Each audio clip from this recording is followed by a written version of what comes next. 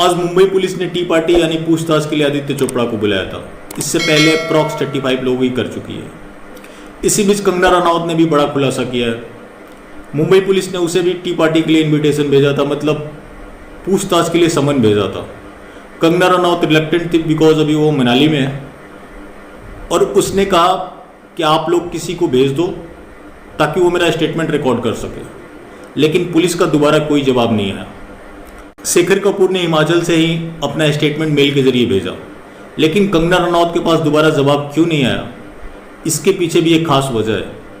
क्योंकि कंगना रनौत इंडस्ट्री की वो पहली लेडी थी जिसने ओपनली कहा ये प्लान्ड मर्डर है, और पुलिस को भी इस बात का डर है कि अगर जो उसने खुलासे किए और हमने उस पर कार्रवाई नहीं की तो ये पब्लिक कर देगी। और कंगना रनौत ने क्या कहा है ये सुनिए।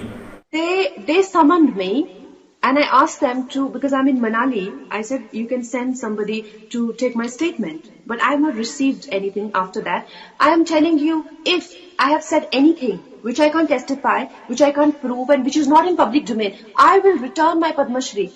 I don't deserve it. तो इन्होंने स्पष्ट कहा है कि अगर मेरे दावे झूठे होते हैं तो मैं पद्म श्री लौटा दूंगी।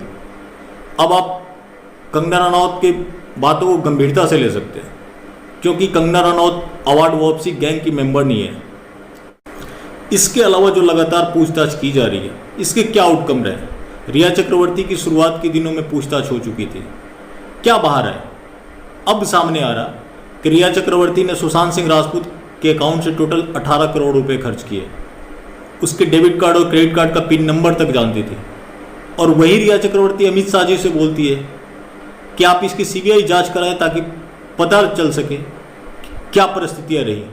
तुम सुशांत सिंह राजपूत के डेबिट कार्ड और क्रेडिट कार्ड का पिन नंबर तक जानती थी, अब खुद को गर्लफ्रेंड भी स्वीकार कर चुकी हो, और उनके साथ क्या घटनाएं हो रही थी, क्या साजिशें हो रही थी, तुम्हें पता नहीं था? और मेरा सवाल है रिया चक्रवर्ती से, क्या अब सबूत मिटा दिए गए जो तुम सीबीआई इंक्वायरी की मांग कर रही हो? 1 महीने से तुम कहां सोई रही?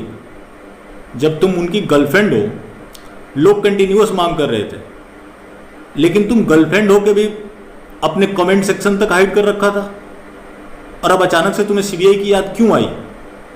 इसके अलावा मुंबई पुलिस इस पन्नी में सबूत लिए हुए। क्या इतने हाई प्रोफाइल केस की सबूत ऐसे रखे जाते हैं? उनकी हत्या के बाद उस फ्लैट को सील तक नहीं किया गया। क्या मुंबई पुलिस को फिर से ट्रेनिंग की जरूरत है? उसे यह पता नहीं है कि पुलिस के बेसिक्स क्या होते हैं। इसी पुलिस को महाराष्ट्र के होम मिनिस्टर बता रहे हैं कि Mumbai police is quite enough to handle this case, no need to transfer this case to CBI. इस तरह से जांच होगी और सुशांत सिंह राजपूत को न्याय मिलेगा। और जब पुलिस को ऑलरेडी पता है कि हमें इस केस को क्लोज कर देना है, वो बिसरा रिपोर्ट का वेट कर रही है, तो फिर ये सब क्यों किए जा रहे हैं? किसको दिखाने के लिए किया जा रहा है? लोगों को इनमें कोई इंटरेस्ट नहीं है। लोग जानते हैं कि इसका रिजल्ट क्या आना है, क्योंकि मुंबई पुलिस पहले से डिक्लेयर कर चुकी है। दूसरा जो एक मैंने बड़ा खुलासा किया था कल सुशांत सिंह राजपूत की डेथ के बाद, अब लोग, उसका मैं डिस्क्रिप्शन में लिंक भी डाल देता हूं, आप देख सकते हैं। अब लोग उस एम्बुलेंस वाले को कॉल कर रहे हैं जिसपे आई लिखा हुआ था, ग्रीन कलर की थी, वो भाभा हॉस्पिटल की बताई जा रही है, और सुशांत सिंह राजपूत का नाम सुनते ही वो एम्बुलेंस वाला फोन कट कर देता है। तो क्या सुशांत सिंह राजपूत की जगह किसी और की पोस्टमार्टम हुई थी? और सुशांत सिंह राजपूत जब जिंदा थे तो उनको फिर कहां ले जाकर कब पूरी तरह से हत्या की गई? ये तो सवाल है। और जाहिर सी बात है कि वहां पुलिस की कोई एक टीम होगी, ये तो फिर उनकी जवाबदेही तय करनी ही पड़ेगी। पुलिस उस समय क्या कर रही थी? अगर पुलिस ने कुछ नहीं किया, यानी पुलिस की भी मिली भगत रही थी उसमें।